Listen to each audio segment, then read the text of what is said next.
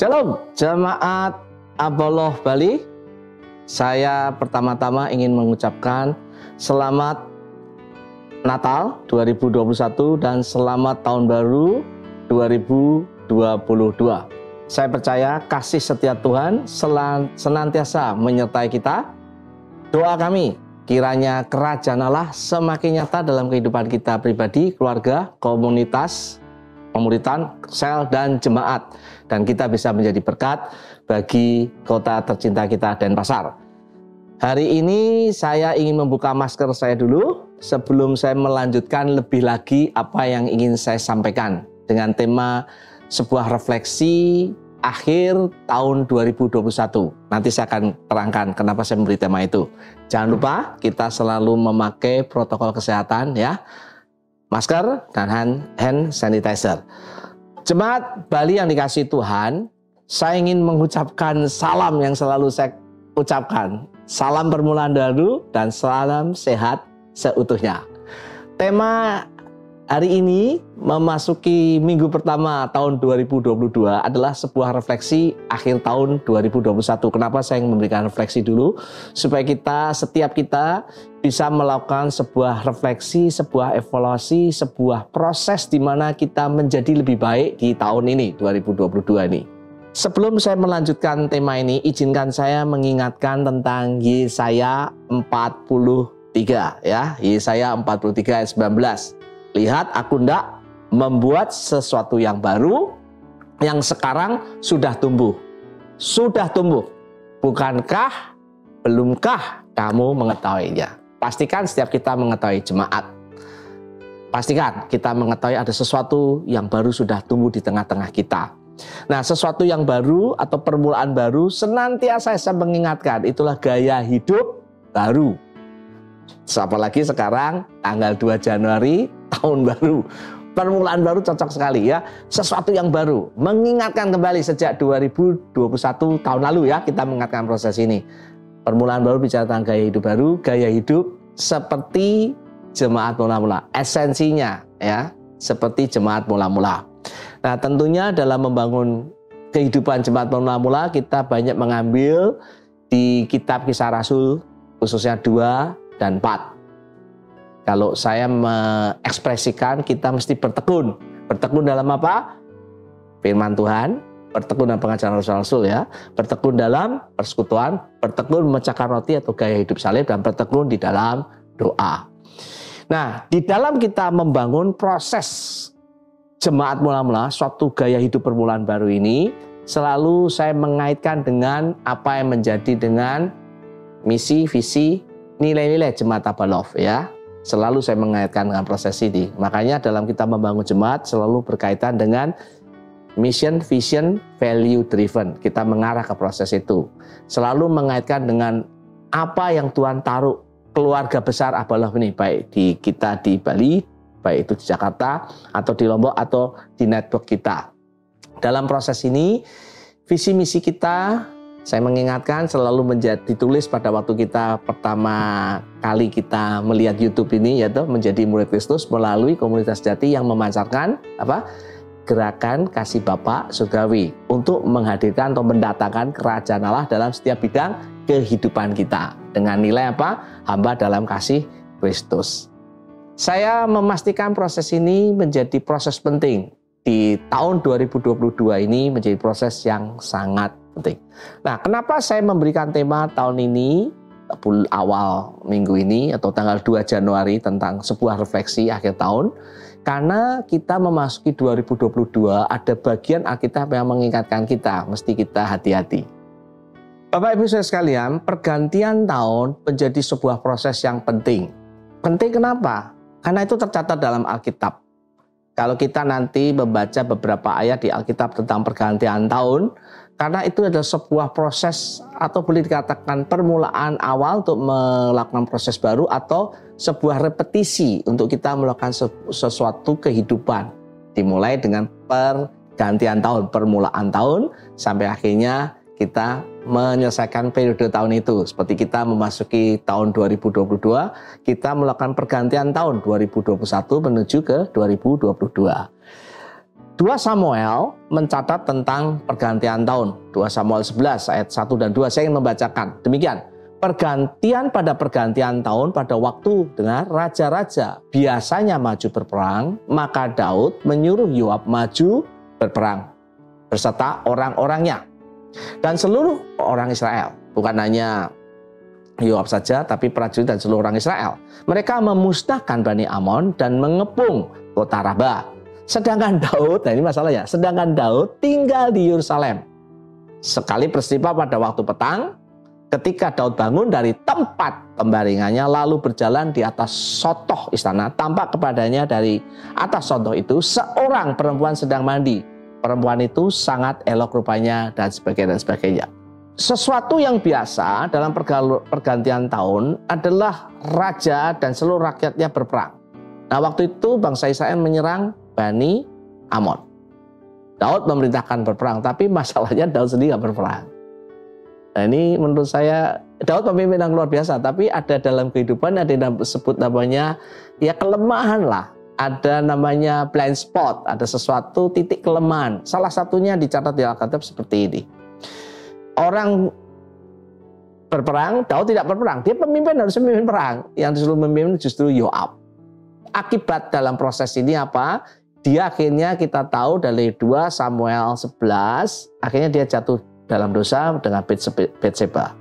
Yang dosa luar biasa, dosa berzina, bahkan dosa membunuh suaminya Batseba, dan banyak dosa di situ dilakukan. Ada salah satu masa kelam atau kegagalan dalam kehidupan Daud mengikuti Tuhan. Pergantian tahun penting. Anda pemimpin yang luar biasa, hati-hati dengan pergantian tahun. Jemaat, hati-hati dengan pergantian tahun. Ketika kita tidak menggunakan bijaksana, bisa menjadi blind spot, bisa menjadi lubang kelemahan dalam kehidupan kita.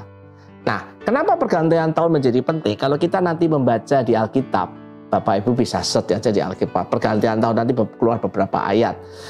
Biasanya adalah proses pergantian tahun adalah melakukan peperangan sebagai suatu strategi untuk mengalahkan musuh. Itu bisa dicatat dalam 2 Tawarik 24, 23, bangsa Aram melakukan itu. Bahkan Babel juga melakukan yang sama dalam 2 Tawarik 36 ayat 10. Jadi ini biasa sebagai strategi. Selain itu juga biasanya kemenangan di awal tahun itu penting untuk proses berikutnya pada tahun itu.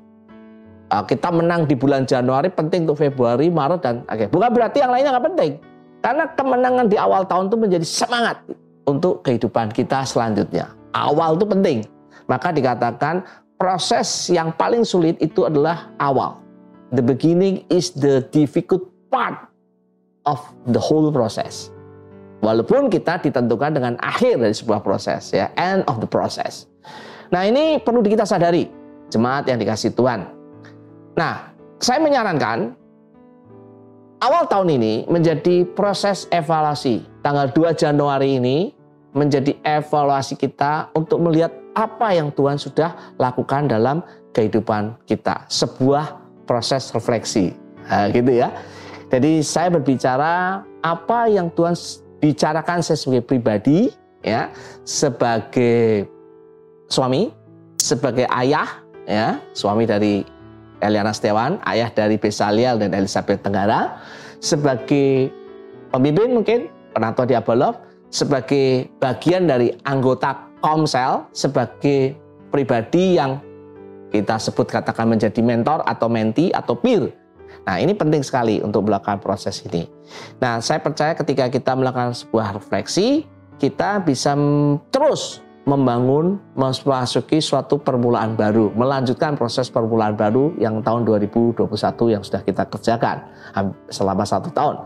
Dan sebagai bagian dari perjalanan orang percaya untuk melihat apa yang Tuhan ajarkan kepada saya sebagai pribadi, keluarga, komsel, dan jemaat.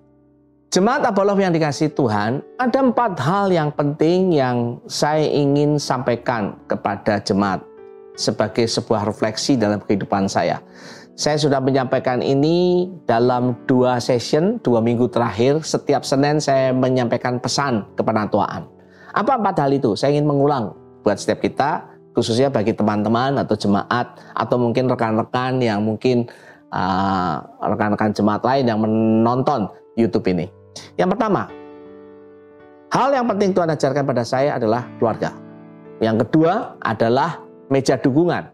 Saya menyebut meja dukungan ini sebagai kata ganti proses pemuritan atau mentoring atau pembapaan. Yang ketiga adalah bagaimana kekristenan seharusnya menjadi kekristenan yang seutuhnya. Atau saya sebut salam sehat seutuhnya. Masih ingat ya? Itu sebenarnya ada kaitan dengan itu. Yang keempat adalah bagaimana kita membangun sebuah budaya kerajaan Allah yang nyata dalam kehidupan kita sebagai pribadi, keluarga, komunitas, menjadi gaya hidup yang unik dalam kehidupan saya. Saya berharap ini bisa menolong proses kita. Saya pertama, kenapa keluarga begitu penting? Kenapa Tuhan ajarkan? Karena kalau kita melihat proses kehidupan kita di dalam Alkitab, panggilan Allah kepada manusia dimulai dengan proses keluarga. Allah memanggil Adan dan Hawa. Adan dan Hawa dalam Kejadian 1 ayat 28 dikatakan Adan dan Hawa harus katakan berbuah dan bertambah banyak. Fruitful and multiply. Kata multiplikasi ini dipakai terus sampai bahkan ketika Tuhan Yesus membangun gerejanya di dalam Matius 28 ya, di dalam Kisah Rasul ketika Tuhan Yesus berkata pada Petrus harus bermultiplikasi, harus bermultiply, itu kata di situ diambil. Bahkan kalau kita melihat panggilan Allah kepada bangsa Israel banyak melalui proses keluarga. Memang Allah memanggil melalui Abraham, tapi dalam membangun keseluruhan bangsa Israel melalui keluarga. Bukan hanya imam dan nabi loh. Imam dan nabi penting, tapi keluarga menjadi dasarnya. Maka ada pemimpin puak, pemimpin 12 suku itu berdasarkan keluarga. Itu pun masih ada pemimpin 1000, ada pemimpin 100, 50, dan 10. Keluarga menjadi proses penting. Kita perlihatkan lagi di Ulangan 6 ya, tentang fungsi bapak dalam keluarga yang menjadi proses yang penting. Pergantian perjanjian baru menuju ke perjanjian lama, kita lihat kitab Maleakhi berisi tentang proses keluarga, tentang perceraian, fungsi bapak, dan sebagainya. Bahkan ketika Yesus mengajar murid-muridnya masuk dalam proses keluarga. Sejarah mencatat ya, sampai abad keempat keluarga menjadi sentral pergerakan jemaat mula-mula, karena waktu itu jemaat apalagi pada masa Kaisar Nero mereka dianggap sebagai agama sesat. Jadi proses kekristenan banyak di keluarga. Bahkan kalau kita melihat riset dari hari ini, dampak keluarga itu mempengaruhi banyak aspek kehidupan lainnya, aspek ekonomi, aspek kesehatan, dan aspek-aspek lainnya. Apa yang ingin saya ingatkan dalam evaluasi pertama keluarga? Pastikan setiap kita membaca firman dan berdoa bersama keluarga kita. Saya, Eliana, Bezalel, Abel, atau Elizabeth punya waktu doa bersama. Walaupun hari ini Elizabeth ada di luar kota. Pastikan saya sebagai pribadi mendoakan mereka setiap hari. Anak dan istri saya setiap hari. Bukan hanya baca firman, mendoakan mereka. Saya punya waktu mendoakan buat yang lainnya. Saya punya waktu mendoakan setiap hari untuk keluarga. Pastikan kita punya hubungan, bukan hanya hubungan secara kualitas, tapi kuantitas. Saya memberi saran kepada bapak-bapak punya anak usia 6 dan 11, punya waktu minimal 30 menit dengan setiap anaknya. Sulit sekali, sulit sekali. Hari ini saya lagi belajar mempraktekkan proses ini, sulit sekali. Ya, usia 6 sampai 11 karena itu fungsi ayah. Dan kita pastikan bahwa keluarga kita mempunyai pernyataan misi, punya nilai-nilai keluarga kita, dan punya yang namanya meja dukungan, kelompok pemuritan untuk anak-anak dan istri-istri kita. Anak dan istri kita, bukan istri-istri kita. Hal yang kedua, kenapa saya sebut proses meja dukungan atau proses mentoring penting? Matius 28, 18, Kisah Rasul 6, 1, Kisah Rasul 2, 42 berbicara banyak tentang persekutuan. Bahkan nama proses persekutuan menjadi proses penting, menjadi dasar jemaat mula-mula dibangun. Dan proses persekutuan ini konteksnya kepada nama murid. Kisah Rasul 6 ayat 1 berbicara bahwa orang percaya diganti dengan kata murid. Saya ingin mengingatkan jemaat Apollo. Tuhan mengingatkan saya tentang proses mentoring menjadi proses yang sangat penting. Apalagi berkaitan dengan visi misi di jemaat Apollo secara menyeluruh. Menjadi murid Kristus melalui komunitas sejati yang memancarkan gerakan kasih Bapa surgawi untuk menghadirkan kerajaan Allah dalam setiap bidang kehidupan. Proses mentoring menjadi penting. Secara proses mentoring ini, proses pemuritan ini adalah proses sebagai bagian pembelajaran manusia untuk hidup berkomunitas, sebagai extended family. Kita belajar dari komunitas di keluarga kita. Kemudian kita akan belajar di proses mentoring di dalam komunitas ini, mulai proses pembapaan ini. Agak sulit kita belajar taat karena isi dari firman Tuhan adalah tentang ketaatan, taat dan melakukan, dengar dan lakukan, membangun kehidupan di atas batu karang. Bagaimana mungkin kita belajar ketaatan ya dari kepada Allah sebelum kita belajar dari manusia? Di komunitas keluarga kita belajar taat kepada ayah ibu. Tapi setelah itu kita belajar taat di mana? Pasti di dalam masyarakat. Komunitas menolong proses kita. Saya agak sulit bilang taat pada Tuhan sebelum saya belajar taat kepada orang yang kelihatan. Ya, saya punya 3 mentor ya, atau 1 coach, 2 mentor, Pak Edi yang setiap bulan atau 2 bulan sekali kita ketemu dengan para penatua, Pak Petrus, dan juga Pak Casey Caston sebagai coach atau mungkin setengah mentor lah dia. Setiap bulan saya bertemu dengan dia. Bagaimana saya bisa bilang taat kepada katakan Tuhan sebelum saya belajar taat pada mereka? Pikirkan baik-baik. Nah, saya ingin mengingatkan bahwa mentoring proses paling efektif untuk kita belajar ketaatan di depan manusia dan kemudian kepada Allah yang tidak kelihatan. Kalau kita melihat di Alkitab, mentoring adalah atau pemuritan atau covering rohani adalah tudung dari Tuhan untuk kita bisa melakukan proses rencana Allah dalam kehidupan kita. Itulah mentoring. Apa yang saya lakukan dengan proses mentoring ini atau beja dukungan ini? Pastikan setiap kita punya mentor di atas kita, pastikan setiap kita punya peer, kompak kita, pastikan kita mempunyai orang yang di bawah kita supaya membuat kita semakin dewasa, ya, kita menjadi berkat buat orang lain. Dan jadikan proses pembapaan, mentoring, pemuritan ini bukan sebuah program tapi gaya kehidupan. Bagian yang ketiga, saya mengatakan tentang kekristenan yang seutuhnya. Saya selalu mengatakan tentang salam sehat seutuhnya ya. Di dalam kekristenan sering kita tertipu. Tertipu kenapa? Bahwa kekristenan itu hanya masalah rohani saja. Padahal kehidupan kita ini banyak aspek. Ya, ada banyak buku menuliskan. Paling tidak kalau buku The World Needs a Father, dunia membutuhkan Bapak, mengingatkan ada 6 aspek penting manusia. Pertama tentang kerohanian, tentang intelektual, tentang fisik, tentang emosi, tentang sosial, dan tentang lingkungan. Kesalahan orang Kristen adalah kita memisahkan rohani dengan yang lainnya menjadi rohani dan sekuler. Akibatnya apa? Akibatnya kita hanya berfokus pada masalah rohani saja. Dan ketika kita hanya memisahkan proses 6 aspek ini menjadi sendiri-sendiri, akibatnya kerohanian menjadi agamawi. Ingat, agamawi itu berbahaya. Agamawi bisa membunuh orang. Agamawi bisa ngebom orang. Agamawi bisa mengucilkan, membuli orang. Ya. Tuhan Yesus yang menjadi musuh utama di proses pencatatan di Alkitab adalah imam besar. Imam, ahli Taurat, Saduki, Parusi, itu orang-orang agamawi semua. Yang menyalibkan Tuhan Yesus menurut saya, runutannya kalau kita lihat adalah justru imam besar yang memvonisnya. Baru proses yang lainnya mengikuti sehingga disalib. Menarik ya. Nah, ketika kita memisahkan agamawi dan sekuler ini sebenarnya melawan dengan apa yang ditata dalam 1 Tesalonika 5:23 supaya kita sehat roh, jiwa, dan tubuh kita. Nah, saya ingin mengingatkan pada proses kita bahwa kekristenan kita seharusnya utuh. Pak Beta, Kak Beta, kalau begitu apa yang mesti kita lakukan?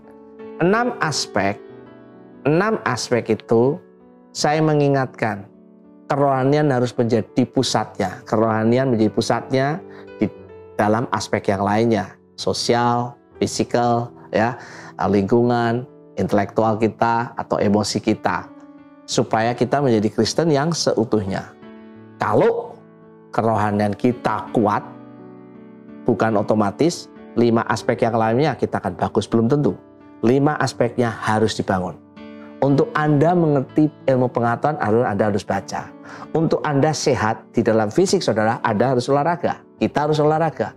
Nah, kita mesti bertumbuh yang lain, tapi kita punya modal dan kerohanian kita. Ya, makanya ada banyak orang kelihatannya rohani, baca Alkitab terus-menerus, tapi tidak kenal dengan sosialnya, tidak peka dengan sosial karena tidak diajar dan bertumbuh. Saran saya, kalau kerohanianmu bagus, baca Alkitab, berdoa, punya empat kehidupan bertekun, terus bangun dengan aspek lainnya. Aspek intelektual, sosial, dan kita mesti membangun. Saya punya proses ketika setiap Natalan ini, saya biasanya datang ke tetangga mengirim roti. Ya, pas Pak Ferdinand tahu karena saya pesan rotinya sama Pak Ferdinand. Okay? Itu sebuah proses. Ya, things to do-nya. Dan kalau kerohanian kita, kerohanian kita hancur, apa yang terjadi? Ya, kalau kita sudah bagus, belum tentu 5 lainnya bagus. Tapi kalau ini hancur, kita tidak akan menjadi maksimal. Karena itu pastikan kita punya proses untuk itu. Nah, apa yang mesti kita lakukan? Saya sarankan, bangun kerohanianmu lebih dulu. Pastikan kau punya kehidupan seperti Kisah Rasul, bertekun dalam 4 hal. Dan bangun yang lainnya, intelektual saudara, emosi saudara, kesehatan saudara, lingkungan saudara, sosial saudara. Pastikan saudara berinteraksi. Saya untuk masalah fisik, saya pastikan saya berolahraga. Untuk masalah knowledge, saya mesti baca buku, baca jurnal, dan sebagainya, supaya kita bertumbuh. Yang terakhir, saya mengatakan kita mesti punya budaya. Ini penting. Kenapa? Karena budaya dalam pengertian saya sesuatu yang saya anggap penting. Saya anggap penting. Di dalam proses kita mempunyai budaya adalah sebuah sesuatu yang saya anggap penting, karena itu adalah sebuah ekspresi saya untuk menyatakan bahwa kerajaan Allah ada dalam kehidupan saya sebagai pribadi, sebagai keluarga, komunitas, baik itu pemuritan atau komsel atau jemaat. Budaya itu adalah ekspresi daripada kerajaan Allah berupa karakter Kristus yang saya hidupi. Katakan itu kejujuran, katakan itu tanggung jawab, katakan itu integritas dan sebagainya. Dan itu memengaruhi pola apa? Pola berpikir saya. Saya ulang, pola berpikir saya. Memengaruhi perkataan saya, memengaruhi perbuatan saya, dan memengaruhi pembiasaan saya. Ya, pikiran, ya. Terus perkataan, perbuatan, dan pembiasaan. Ini penting sekali. Makanya orang sekeliling kita akan merasakan, itu orang itu berbeda. Orang itu lain daripada yang lainnya. Jemaat mula-mula dikenal oleh orang sekitarnya, orang yang disegani oleh orang di sekitarnya. Disegani kenapa? Mereka melakukan firman Allah. Mereka punya integritas, mereka punya kejujuran. Bapak Ibu, pastikan setiap kita mempunyai budaya. Dimulai dari mana? Dimulai dari pribadi kita, melalui keluarga kita, komunitas sel kita, komunitas pemerintahan kita, jemaat. Makanya kita ada nilai. Nilai kita lah hamba dalam kasih Kristus. Apa yang saya ingin sampaikan di tempat ini sebagai akhir dari firman Tuhan ini, pastikan setiap kita punya nilai. Pastikan keluarga kita mempunyai nilai yang diketahui bersama-sama dan dibangun bersama-sama. Dalam keluarga saya ada 5 nilai. Ya, salah satunya katakan keterbukaan, integritas. Pastikan proses kita menilai. Dan kita mulai mendemonstrasikan nilai kita dalam kehidupan kita, dalam semua aspek kehidupan kita. Ya, rohani, sosial, intelektual kita, dalam lingkungan kita, dalam kesehatan kita, semua didemonstrasikan, dinyatakan. Saya berharap ini bisa menolong sebagai proses refleksi untuk setiap jemaat. Dan saya percaya, tahun 2022 tidak mudah, ya, tidak mudah. Paling tidak secara ekonomi, ada Omikron katanya. Tapi saya mempercayai Tuhan akan menyatakan sesuatu yang lebih dahsyat dalam kehidupan kita.